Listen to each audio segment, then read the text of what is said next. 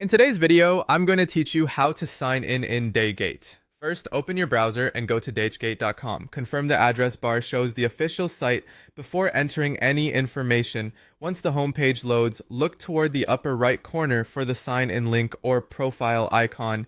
Click sign in. On some pages, you may see a small panel appear first, then a dedicated sign in page. If that happens, just click sign in again to move to the full login screen. Now, if you already have an account and want to sign in with your email, type your email address and your password into the fields provided. Passwords are case sensitive, so watch for caps lock and extra spaces. If you prefer, you can toggle the eye icon to briefly view what you typed to catch typos. When everything looks correct, click the sign in button to submit. That's it for the standard email and password method. If you'd rather not enter a password, you can sign in using a single sign-on option. Dhgate supports Apple, Facebook, Google, and TikTok. These buttons usually appear right below the main fields.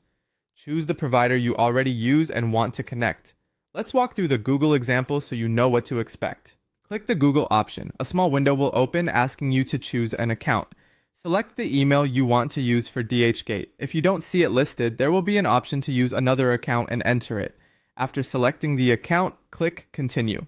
Follow the prompts that appear, which may include confirming your identity or granting Dhgate permission to access basic account information needed for sign-in. If you use two-step verification on your Google account, you may be asked to approve a code or confirm on your device. Complete those prompts and the sign-in will finish automatically.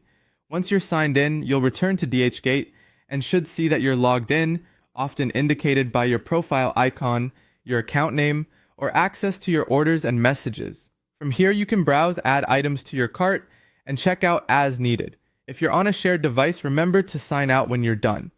If you're on your own device, you can stay signed in for quicker access next time. Thanks for following along. That's how to sign in to Dhgate using either your email and password or a trusted sign-in provider.